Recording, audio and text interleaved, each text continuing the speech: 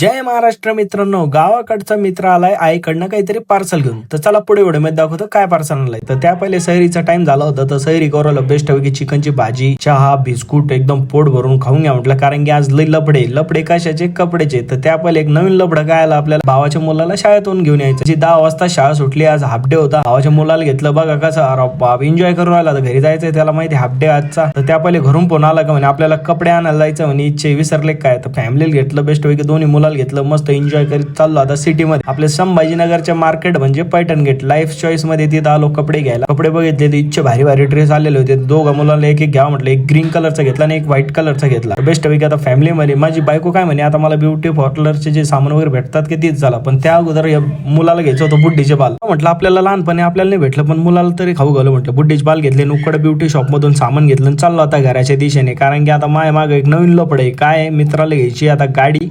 तो म्हणे तू सोबत चाल. म्हटलं चल भाऊ आता काय. चाललो आता घराकडे. हे बघा 52 दरवाजे मधला एक दरवाजा बरं का आपल्या संभाजीनगरच्या. तर घरी आलो आपल्या पडेगाव मध्ये आणि लई थकलेलो होतो, फ्रेश वगैरे झालो. आता मित्राला म्हटलं भैया चल तू आता, तुला गाडी बघायची ना. तर त्या पहिले आपल्या आईनं काहीतरी पार्सल पाठवलेलं होतं करून. काय पाठवलं होतं, पीठ वगैरे काहीतरी धान्य वगैरे होते छोटे मोठे. चला म्हटलं आता आईचं मन कसं असतं तुम्हाला तर माहिती आहे. बेस्ट पैकी आता सगळे मित्र चाललो आता मित्राची गाडी बघायला, कारण की गावाकडचे बरं का नाही, फक्त एकच जण येतं पडेगाव मधला.